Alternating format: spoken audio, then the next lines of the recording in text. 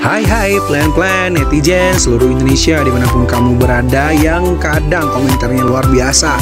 Ketemu lagi bersama dengan kami di Yeni Channel. Pastinya channel yang sangat informatif dan juga akan menambah pengetahuan Anda. So, kali ini jangan kemana-mana, kita akan membahas topik-topik menarik yang ada di seluruh dunia. Indonesia dianugerahi kekayaan alam yang melimpah. Kita bisa menemukan beragam sumber daya alam seperti logam mulia ataupun batu bara. Sebagai negara yang makmur, rupanya Indonesia memiliki lahan tambang yang sangat luas. Menariknya, lahan ini tersebar di berbagai daerah di tanah air. Bahkan beberapa di antaranya menjadi sumber energi nasional dan komoditas ekspor. Walaupun sempat menimbulkan pro dan kontra, bisnis batu bara tak terhenti sampai di sini. Banyak orang berlomba-lomba menggeluti dan terjun langsung ke bisnis tersebut. Hal ini didukung oleh fakta tambang batu bara yang menyedot perhatian masyarakat. Di balik gemerlapnya dunia tambang di Indonesia, ternyata ada fakta tambang batu bara yang menarik untuk diulik. Setidaknya 10 fakta berikut akan membuka wawasan Anda terkait tambang di tanah air. Berikut ulasannya versi Yeni Fakta. So, jangan kemana-mana. Tetap stay tune di channel Yeni Fakta, karena bersama Yeni Fakta kita akan mendapatkan informasi dan pengetahuan dari seluruh dunia.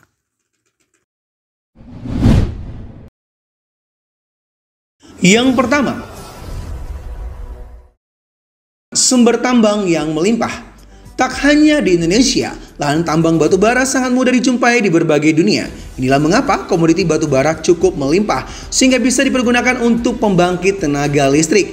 Di Indonesia sendiri, lahan batu bara menyebar ke seluruh daerah, tak hanya di Pulau Kalimantan. Proses penambangannya pun tergolong mudah, tak sesulit minyak bumi maupun logam mulia lainnya.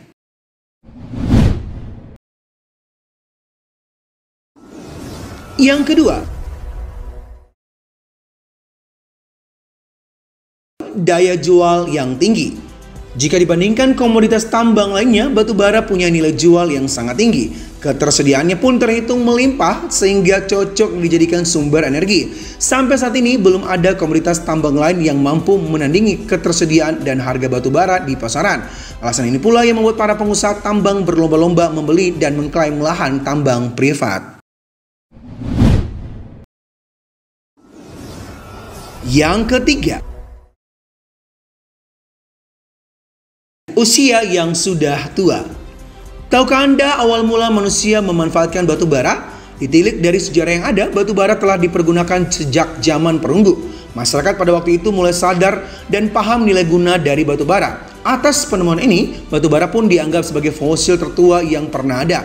Ini berdasarkan atas penggunaan batu bara sebagai sumber energi oleh manusia. Seperti yang kita tahu, keterbatasan pengetahuan seringkali menjadikan komoditas tambang kurang diminati. Padahal, pengelolaan tambang yang tepat bisa menghasilkan peluang bisnis. Fakta tambang batubara ini baru disadari oleh masyarakat beberapa tahun terakhir setelah banyaknya pengusahaan tambang yang bermunculan. Yang keempat,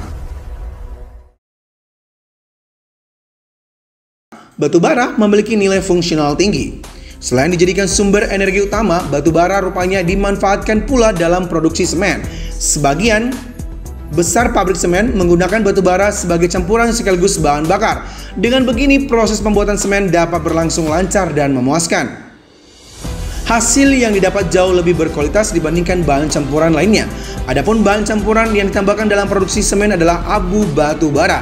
Jadi tak ada yang terbuang dari batu bara selama proses produksi ini. Yang kelima, bahan baku produksi baja. Dalam beberapa tahun terakhir, permintaan batu bara pada produksi baja meningkat drastis. Pasalnya, produsen baja memanfaatkan batu bara metalurgi, untuk memproduksi baja. Batu bara metalurgi diubah menjadi kokas, material utama dalam produksi baja. Kokas didapatkan dari memanaskan batu bara dalam oven reduksi yang hampa udara. Saat proses pemanasan berlangsung, suhu yang digunakan benar-benar tinggi. Proses ini menghasilkan kokas yang bersifat kuat, poros, serta padat. Hasil inilah yang dinamakan kokas dan dimanfaatkan sebagai bahan utama pembuatan baja.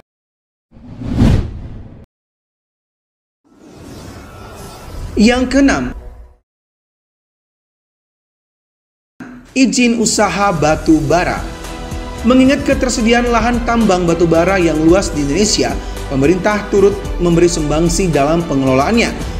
Ini terlihat dari pemberian izin usaha tambang yang mencapai angka 1.555 pada beberapa tahun terakhir, sehingga membuat bisnis ini semakin bergairah. Angka yang cukup tinggi untuk membuka dan mengelola sumber daya alam.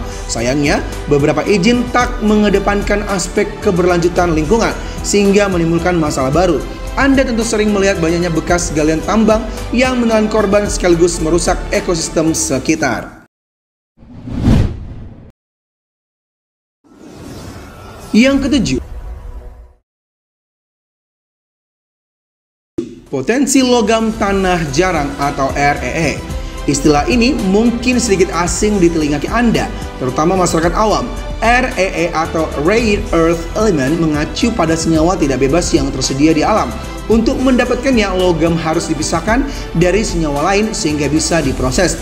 Meskipun stoknya melimpah di alam, tetapi wilayah penyebarannya justru sangat luas, sehingga penambang harus kerja keras menemukan batu bara dalam jumlah besar. Seringkali penyebaran logam dalam jumlah kecil di sekitar area tertentu dan dibutuhkan usaha besar untuk mencapai lokasi tersebut. Yang kedelapan, nilai energi yang rendah. Seperti yang kita tahu, sebagian besar pembangkit listrik di tanah air menggunakan tenaga uap batu bara. Alasan ini mendorong para pengusaha mengirim komoditasnya ke beberapa pulau di tanah air. Pulau Kalimantan sebagai penghasil terbesar batu bara pun melakukan hal yang serupa. Walaupun seringkali menimbulkan masalah seperti pencemaran sungai dan laut dalam proses pengiriman, rupanya tak menyurutkan pilihan pemerintah. Pasalnya, energi listrik berbahan batu bara dinilai jauh lebih murah daripada energi lainnya, yakni panas dan minyak bumi. Dari sisi pengusaha, jelas fakta tambang batu bara ini menjadi komoditas dagang yang menguntungkan. Selama permintaan tetap tinggi, jual dan beli tetap terjadi demi nilai ekonomisnya.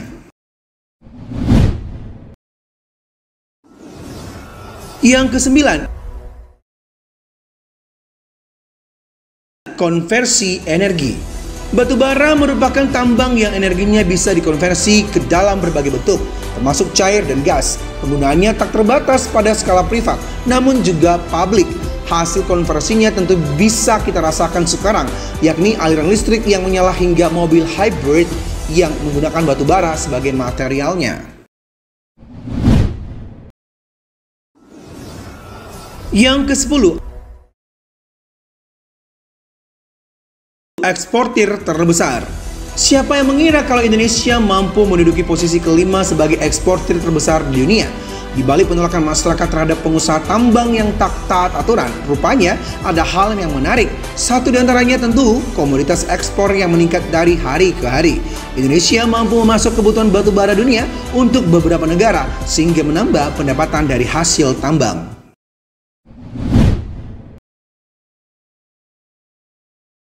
Demikianlah ulasan fakta tentang tambang batu bara yang ada di Indonesia versi Yeni Fakta.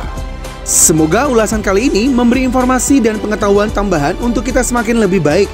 Jangan lupa untuk subscribe, like, komen, share, dan tonton terus channel Yeni Fakta. Karena bersama Yeni Fakta, kita akan mendapatkan informasi dan pengetahuan dari seluruh dunia.